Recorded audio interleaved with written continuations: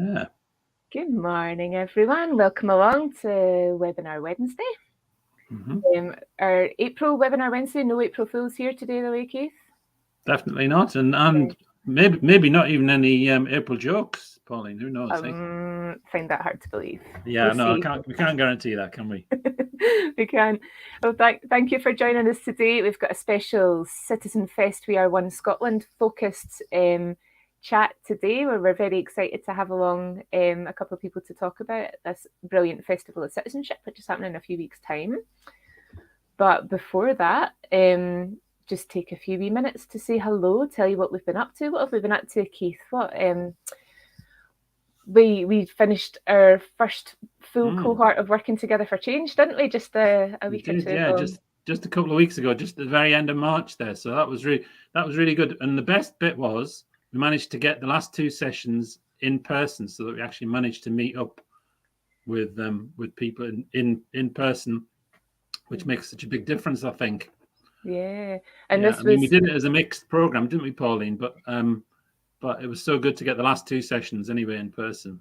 Yeah, definitely. And that was another example of started a program and then something happened that made it not possible to finish. I can't think what that was, but we started it again and managed to get all the way through it. And doing things in a hybrid, some face to face and some online. We think it worked, but we're doing a bit of an evaluation just now to find out how we can do that better. But some brilliant projects, some brilliant conversations, people coming together to make change in their local communities, but also nationally, looking at policy and resources and loads of good stuff, wasn't there? Yeah, really interesting. It'd be interesting to see what continues to come from that as well, of course, as you say. But we're going to do that again this year, Pauline? Yeah, we sure are. So we are, like I said, doing a bit of an evaluation, making sure we learn from what we've done, and we'll be opening that up again to new applicants probably around summertime to start in autumn. And that's open to anybody who is, you could be a disabled self-advocate, you could be a carer, you could be working in health and social care or for a local authority or health provider. And it's anyone who's committed to coming together and co-producing solutions to make real change. So dead excited to do that again. And thank you to the Scottish Government for continuing to support that project.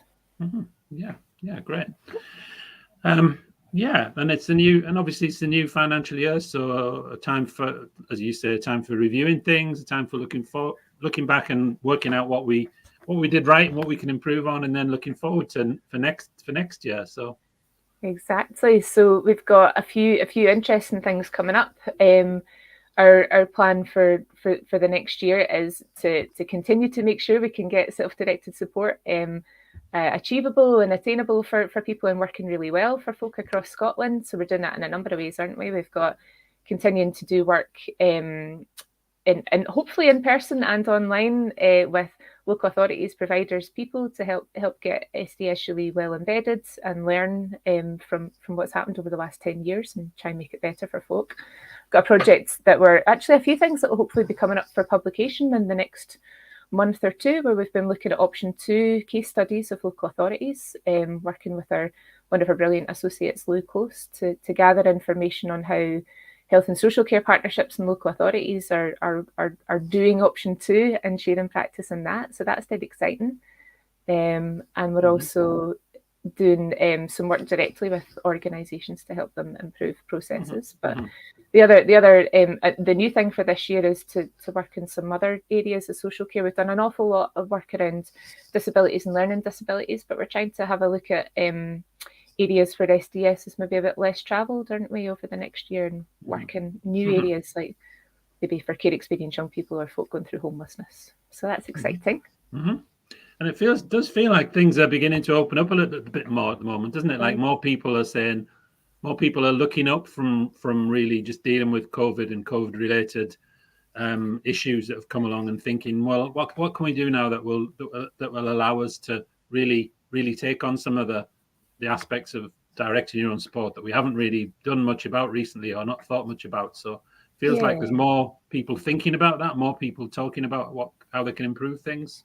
I think so. And as well, that extends to that kind of policy level as well, because there's now a review of the statutory guidance. So as folk might be aware, there's a bit of law about the self-directed support through the Act, but there's also statutory guidance, which is the how of SDS, isn't it? And that's getting reviewed at the moment to make sure it's up to date, and to look at the learning through COVID as well, to see what the best bits of practice were that we should keep, and what other opportunities there are to make SDS work across Scotland. Mm-hmm. So we're involved in that, which is quite exciting too. Okay, do you want me to share the screen of a couple of the online things that we're going to be doing soon, Pauline? Yeah, that would be great. So we've had brilliant uptake and brilliant feedback from our lunchtime sessions for children and families. So we've been doing this for at least a year. Has it been a wee bit longer than that, Keith? When did they start? Was that COVID? So once a month on the last Thursday of the month, we've been bringing together anybody interested in self-directed support for children and families. So that includes parents, people using services, people in social work, providers, anybody, carers, anybody with an interest in SDS for children and families. So we've been running those sessions, and we're continuing them on the last Thursday of the month. And Keith's going to bring up, there you go. Oh, make it a wee bit bigger, Keith. Zoom in a bit, can you?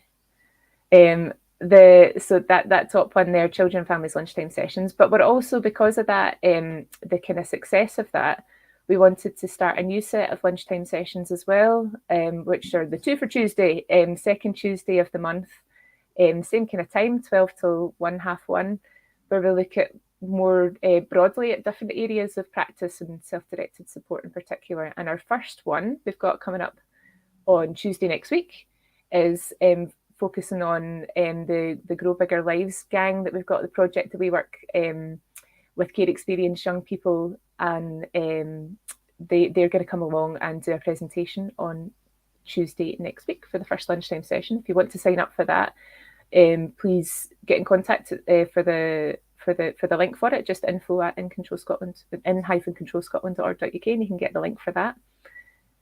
And webinar Wednesdays, we're going to kick on continuing with that as well, because we know you love getting Keith's jokes once a month. Get your fix.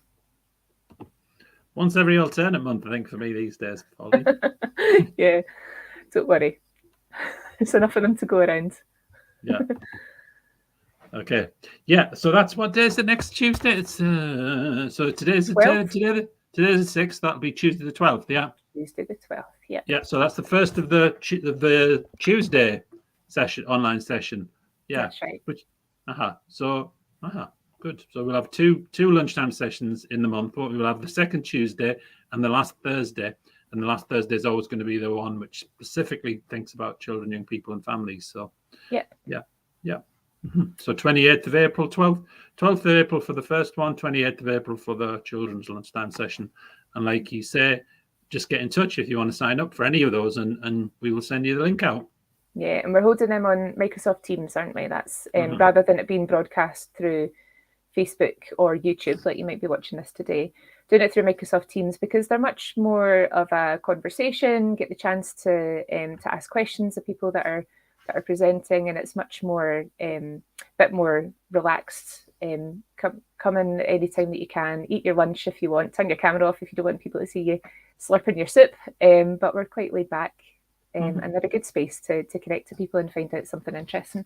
And just to remind people that we are broadcasting today's webinar Wednesday is broadcast through 4 different platforms. So it's going out on In Control going out on In Control Scotland Facebook, In Control Scotland YouTube.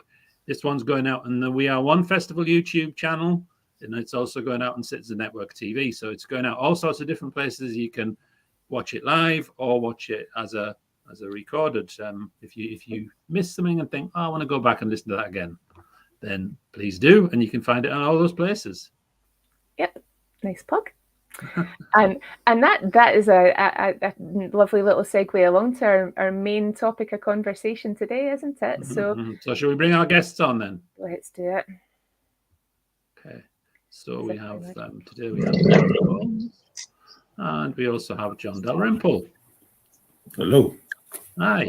Welcome along. So hello. Great to have you here. Emma and John, would you mind just introducing yourselves dead briefly and saying hello? Okay, will I go first, John? Yep. So my name is Emma Soanes, and with my other hat on, I'm the chief exec of a charity and social enterprise called Unity. But I'm also a trustee for We Are One Scotland, and have been involved with the Citizen Fest event for the last few years, which is an absolute joy. Hi, and I'm John Dalrymple. I work for an organisation called Radical Visions. I'm a trustee of the We Are One Scotland organisation, and like Emma, I've been involved in the two previous festivals, Citizen Fest as we branded them early on, and looking forward to the next one coming up. Mm-hmm. And it's very soon, isn't it, John? Very soon, far too soon. So I think we thought you'd maybe just tell us a little bit of the history first of all. Yeah. I think we were going to start with a little bit of history. So I don't know whether John or Emma, but either one of you want to just tell us a bit of history about how we got to having very soon another We Are One Citizen Fest. Yeah. Will I dive in, Emma, with that? Dive in, John, and I'll pick up after. Okay, so in 2019 there was a big conference coming to Glasgow, which was a sort of international, worldwide conference on learning disability, very kind of academic-based event. But lots of people were coming to the city, and some of the people that we knew internationally were also coming to the city. And what we thought was it would be good to have a kind of fringe event for that festival that would allow us to perhaps, rather than just concentrate on the treatment aspects of the conference was focused on, really just focus on the rights of people who rely on social care services to claim their place as citizens, whatever their circumstances and whatever the issues that they face in life. So it was trying to, I suppose, develop common ground amongst different groups of people who might not ever think of each other as having things in common, but who all face the danger of being excluded from the mainstream of life and mainstream of society in Scotland. So the notion of citizenship was really important, that we're all equal, we all have the same status, we're all, and this was mostly about adults, we're all adult men and women who should own our place and claim our place in society. So we wanted a festival then that would reflect the difficulties of that, but also celebrate some of the achievements and possibilities. So that's a bit of the history, I think. Emma, do you want to? And I think in kind of recognising that was an opportunity because of the original event that was happening in the city, John and Fran, also from Radical Visions, went on a bit of a journey and kind of connecting and reconnecting with people that have sort of worked together over the years that were like-minded and would be up for something that we've not thought through yet, but we'll have a bash at it anyway, which is often how some of the best things start. And so we reconnected at that point, having worked together many years ago, which was absolutely wonderful. But as John says, some of that original thinking then expanded into lots of conversations about inclusion and citizenship in a much wider context.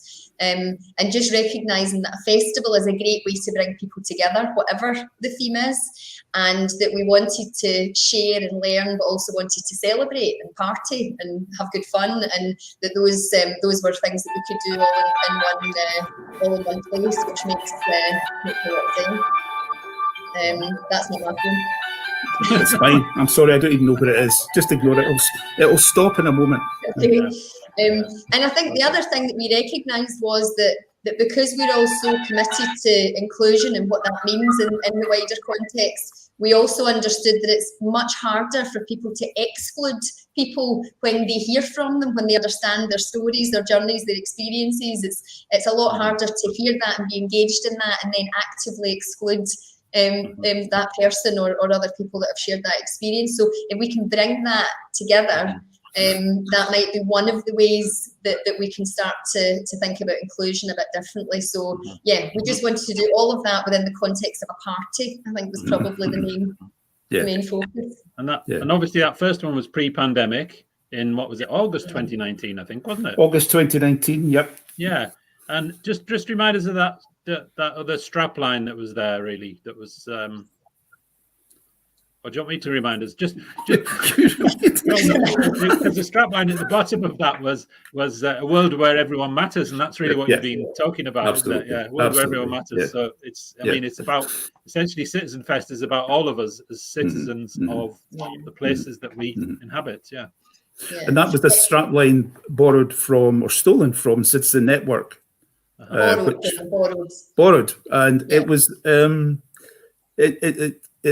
the festival's always had that connection with Citizen Network from the start, because a lot of the Citizen Network people that we knew were part of this big conference in Glasgow.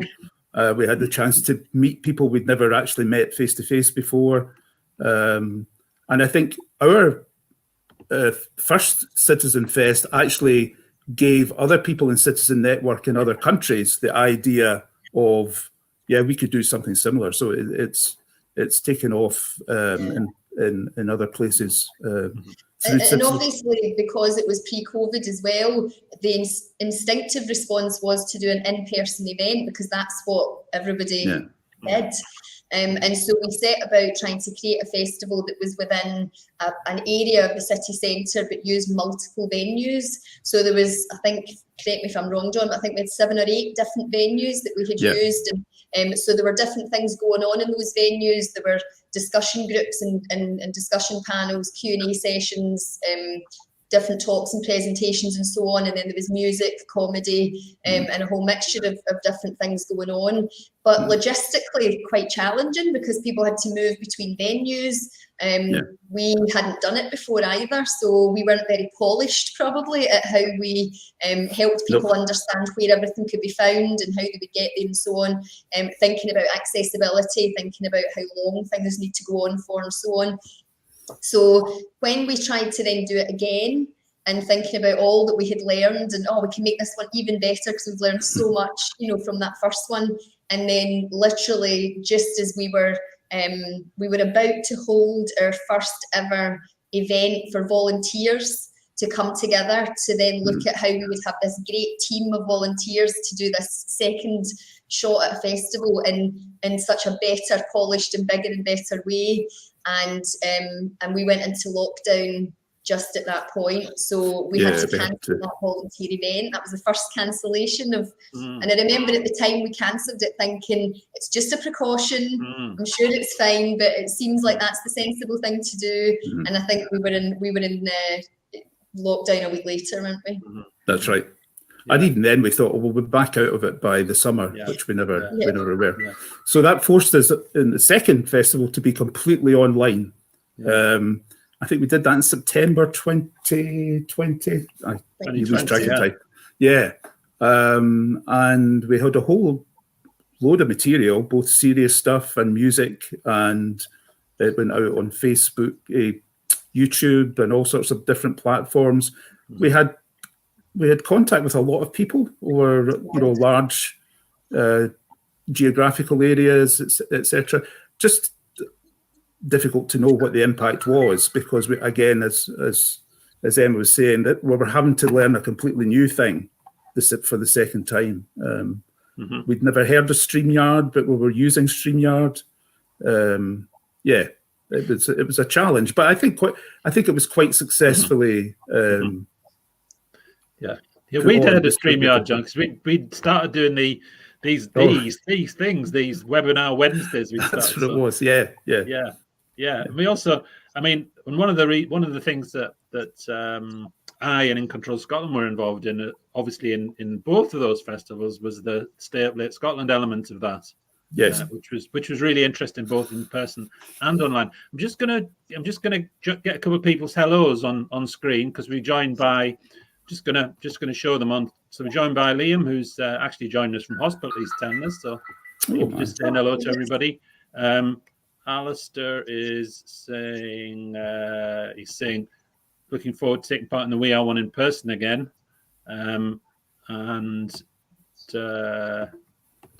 June's put lots and lots of information, which we'll share maybe at the end of the thing, but she's also just saying you can register to attend, which is one of the main, obviously, things that we want people to know at that Eventbrite, and We Dash R1 Scotland with lots of dashes in it. But okay. So idea. Oh, sorry. You go. I was just going to say, so there's been an in-person event, there's been an online event, and where we've landed this year is a bit of a hybrid. Would you guys tell us a wee bit more about what that means, what that's going to look like? Yeah, I think what was really interesting about having done an in-person and then an online one was that our concern was that we were doing something in the first instance that was all focused on how are people more included in the world and their communities and everything that's going on, and then oh no, we can't do it, and then had an online event and then learned that actually we were able to include lots more people in very different ways by simply having access to this technology and doing all of this stuff that we just hadn't done before. So I think the exciting thing about this up and coming festival is that we can do both. So people can come to in-person events and share in person in the celebrations and the learning and the different events, that can be involved online too. And we understand that some people prefer one or the other and some people prefer a bit of both. So I think our hope is that our own principle of inclusion is actually enhanced by having both in-person and online access to this event. I don't know about you, John, just in terms of the difference this time around. Yeah, no, it should be good. I think people have got a kind of hunger to get back together and to be in the same space, as well as being a wee bit cautious about it because of that bug's never gone away really properly yet. But we have found a really good venue in South Street. It's based at an organisation called Well Fed, which is so that's very appropriate for assuaging that hunger, then, isn't it, John? Yes. Sorry, I had to get that one. That's the Hartlepool joke of the week, and thank you very much for that. It's the only pun we're allowed now. That's April done. This organisation seems to use food as a way of as a catalyst for community development and for empowering the local community. So, but they've also got something called Well Driven, where they kind of empower folk to pass their driving tests and to be able to connect better to the world of work, etc. A really good venue, big venue. The venue's called The Unit, and we've got the full run of that for the 3 days. So we'll be broadcasting from there. We're encouraging people to go to that venue and to get along and to be there in person, but we'll also be broadcasting it out in that hybrid way, so that if folk are far away from Glasgow or just don't feel they can go out at the moment, then they'll be able to share in the festival online. I think, John, we can also reassure people as well that whilst we're talking about an in-person venue, it's very, very big, well ventilated, there's outdoor space so you can come in and out.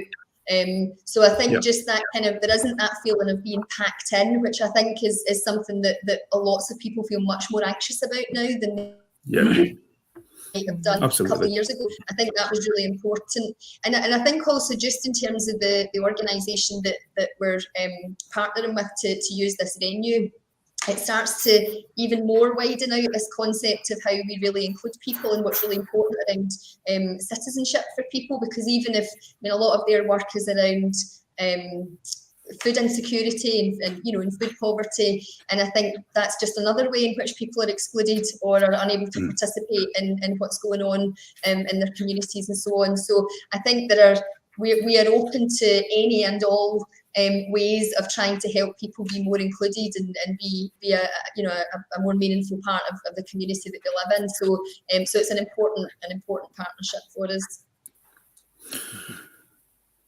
Big music programme again this year.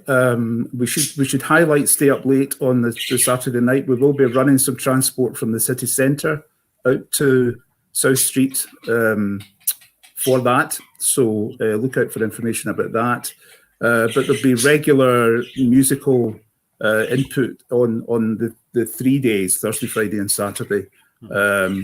from people with disabilities, but also from people who don't have disabilities per se, but are in the kind of the music business, and for whom music is their livelihood. We also have a comedy session coming up on the Friday night. Emma, do you want to say a wee bit about that? Yeah, so we've had some really good support previously from some local comedians, and when I say local, I kind of mean Glasgow, really.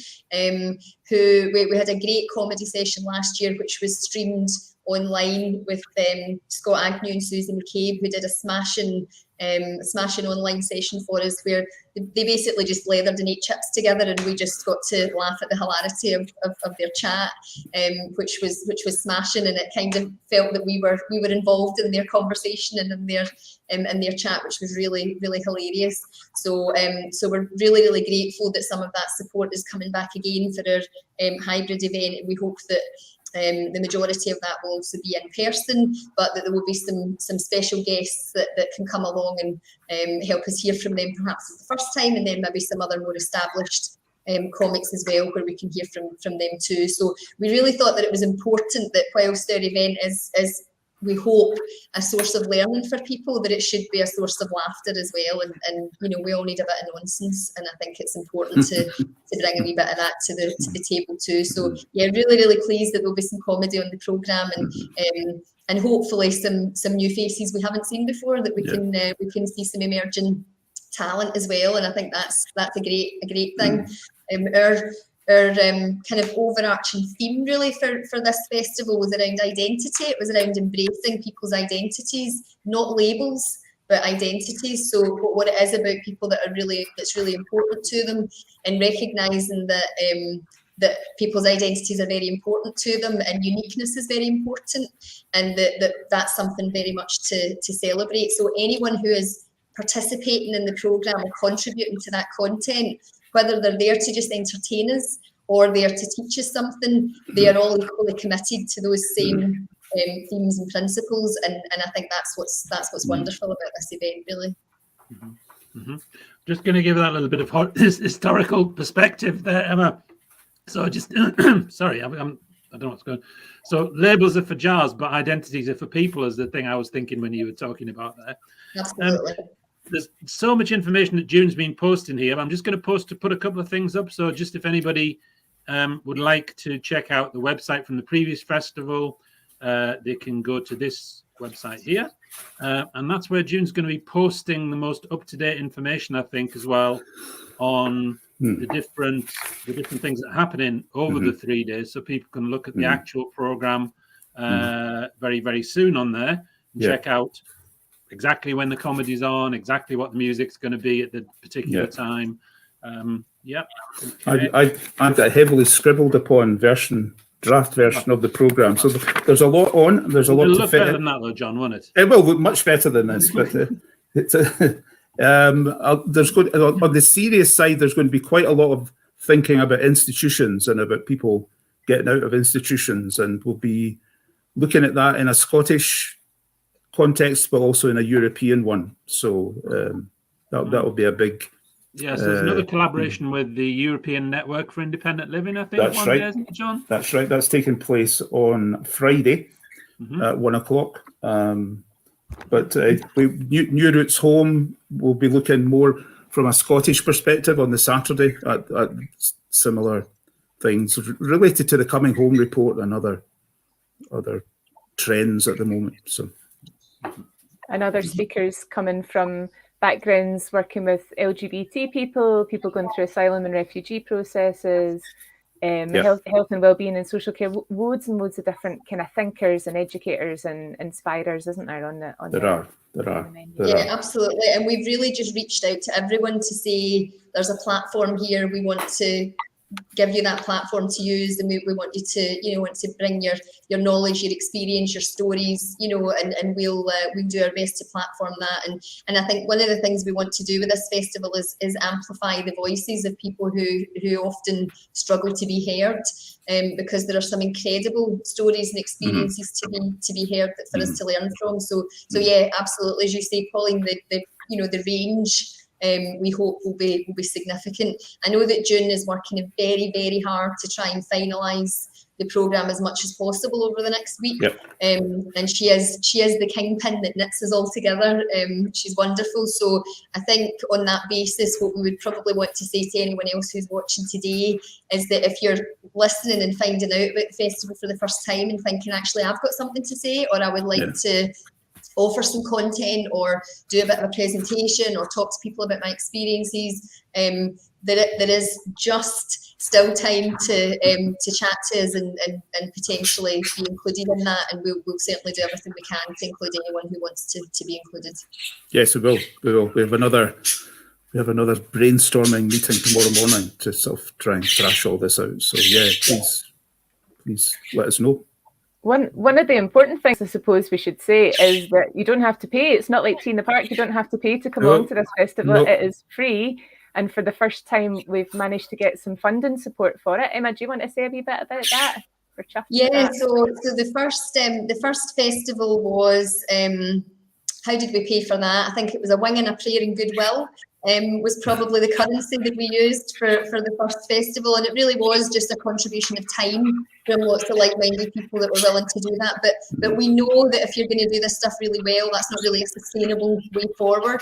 No. The online event was similar, to be fair, but you know, and we had lots and lots of input from people to support with particularly tech support as well, because an online event is a very technical affair. That's not my bag. So I'm of no use to anybody where that's concerned. So yes, we applied for some money to the lottery, and we were successful in getting a grant, which is now allowing us to do a number of things to put on a better event, I suppose, overall as a kind of basic point, but also it allows us to recognise the value of the time and expertise that people are bringing to this programme, and people's time has a value, and it's really important to recognise that.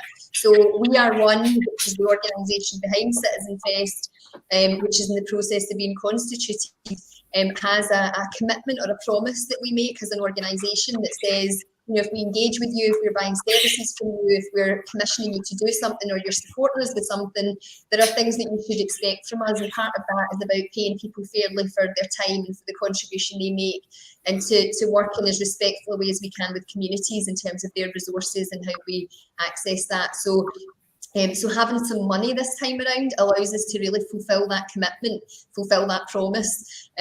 So yes, absolutely. I think we recognise the value of the time and experience that people can bring to this festival. So we're not just asking for favours. We're saying, if you've got something to offer, come and talk to us. And we can recompense you for that wonderful contribution, which is such a difference. It's fantastic. So a massive thank to Lottery Awards, a massive thank you to Lottery Awards for All, but also we've got brilliant sponsors as well, don't we? We've got some fantastic supporters and sponsors who've really kindly contributed as well. Yes, the Alliance for Social Care, Neighbourhood Networks, Unity, all sorts of contributions from these people who be kind of friends of the festival from the outset and have contributed. Emma was saying about the first one. I think we had a big chunk of funding from Enable, but beyond that, it was we were scrabbling around amongst our friends to try and pull something together. So we're really grateful for that, and we're hoping that as we get back onto more familiar territory in terms of our lives and managing with COVID, you know, as we move forward to Festival 4 and 5 and other events sponsored by We Are One Scotland, that information will be more widely known, and there'll be a real groundswell to get behind this and really claim our citizenship afresh at a time when, you know, both at home and across the world, people's citizenship is very much under threat, and some of the human rights things that we take for granted are being challenged. So, yeah. I'm just going to share the poster. Is that coming up for you now? It is. Can you make it full screen? It's always hard. So there's quite a good image there, isn't there, of the venue as well, so you get a sense of the space and the openness of it. Yeah. So it's a great venue. We'd also like people to. It's not compulsory, but if you can, and you're intending to be there or intending to link into the festival, please put your name down through the Eventbrite link that you'll find in the information that June has supplied. So it just gives us an idea about how many folk are coming. There it is. Mm-hmm. If you can click on that, and as Pauline was saying, it doesn't cost anything. It's just a way of us it helps us to plan for the day, for the days of the festival. So. And there's also got its own Facebook page as well. So maybe June could share the link to that, because there's fantastic videos and photos from previous years, isn't there? Yep. There's some fab videos just to really help you get a feeling for what happens in a Citizen Fest party. Yeah, absolutely. And what's been interesting is that some of the people that have contributed, who were contributing in the first instance from an entertainment point of view, actually ended up getting something from it themselves in terms of some of the other content, but also sharing some of their own experiences, which was not incumbent upon them to do that. But for example, some of the musicians that provided content went on to talk a bit about their own mental health issues and how that affected issues of exclusion and needing support, or identifying yourself as someone who needs support and how that feels and what that feels like.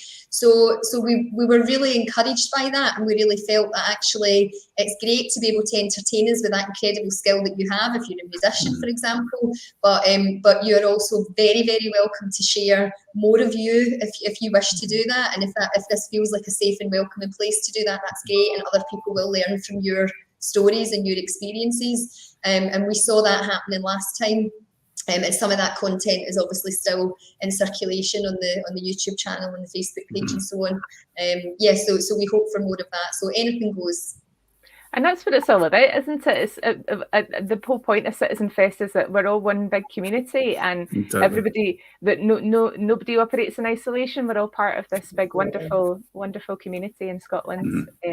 And it's about making connections. And I remember when I first started reading into this and looking at it, people saying, you know, I would never get the opportunity to go to a festival otherwise. This is brand new to me, and it's quite it's a brilliant thing to be able to offer people for free, in Glasgow and in people's local communities and online as well. So yeah, it's a great point, Pauline. Actually, about when we started looking at this, we said that festivals often feel like something quite niche. And there are lots and lots of people that probably would just never have considered themselves someone who went to a festival or was involved in a festival. And we really wanted to have a festival that was genuinely for everyone. And we like this idea that that it's a party that everyone's invited to. It's not, you don't have to look at it and think, that's not really for me.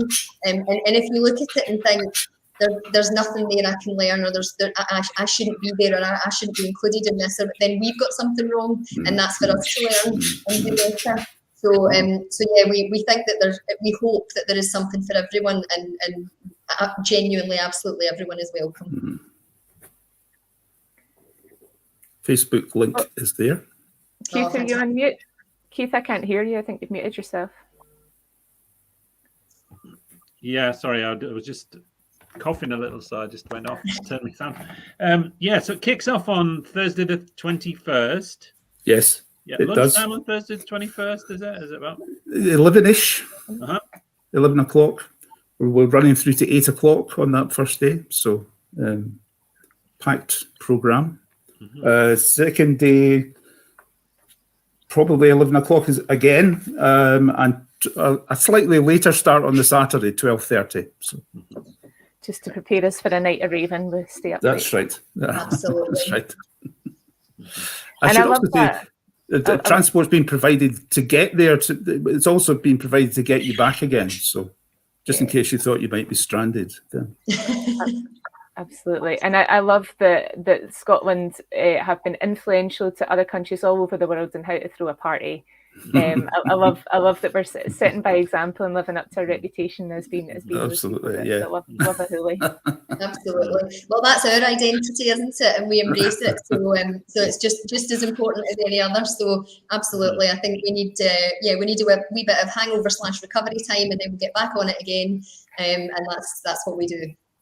Excellent. I'm just going to show the information earlier on about that Jim put up about the unit. So it's at the unit, which is Well-Fed Scotland in 370 South Street. And for anybody who wonders where that is, it's actually and knows that area at all, it's literally over the road from the offices of Inclusion Glasgow. So it's that end of South Street. Keith, I think it's 870. Is it 870? Yeah, I think so. Yeah, there we are. I would definitely very poor memory there then. I would really strongly encourage people to look up Well-Fed and look to support them, visit them, and get involved in some of what they're doing outside of the festival as well. I think that there's lots going on there all of the time, loads of stuff for people in different communities to be involved in, and definitely worth spending 5 minutes just having a wee Google and checking them out as well. So they're on Facebook as well.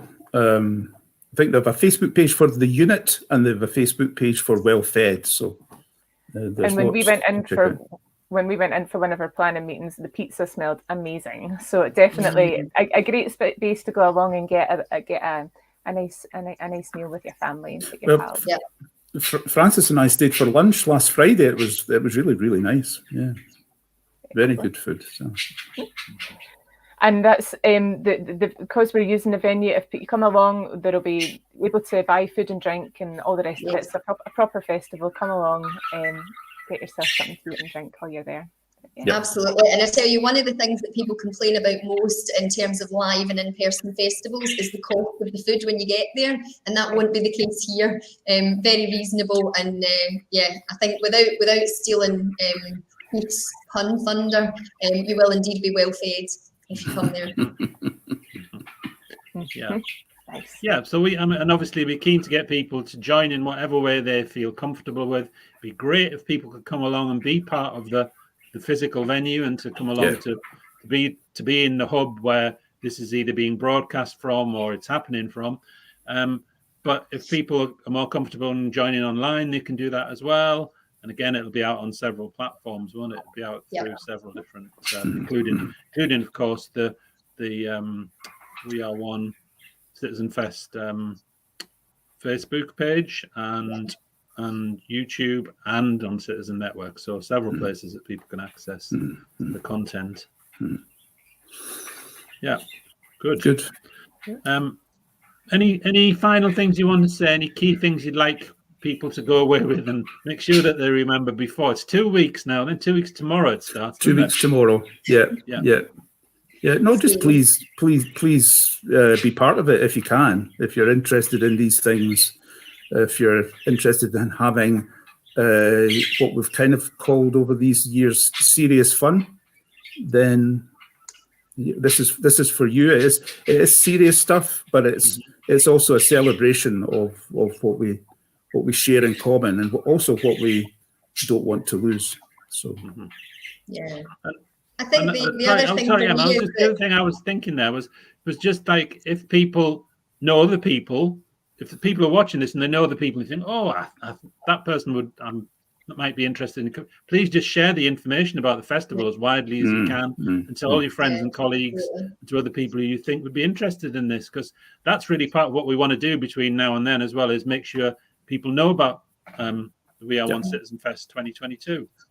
Yeah, the only other thing I'm going to say was if I absolutely want to encourage as many people as possible to come along in person or online, but importantly also, depending on what kind of experience you have in doing that, what you've enjoyed, what you would like to see more of, what you thought could be better and so on, we really, really want to hear that. We really, really need to hear that feedback. We're very thick-skinned, so we want to hear some really genuine, honest feedback from people. And the reason that that's important is, firstly, that it will inform future events. So it means that we continue to hone that, get the balance right and do well.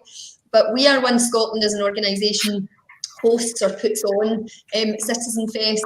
And actually we aspire to do more than just Citizen Fest around working towards a world where everyone matters and real, genuine, meaningful citizenship for absolutely everyone. And we're keen to hear about how people think that can be best achieved. So if there's something that happens at the festival that people loved or want to see more of, or wanted it to be longer, or well, that might tell us we need to put on more of those bits throughout the year perhaps, or we need to do different things that encourages people to hear more about that thing that got everyone so enthused. And so that's really important, because that will help to shape what We Are One Scotland does.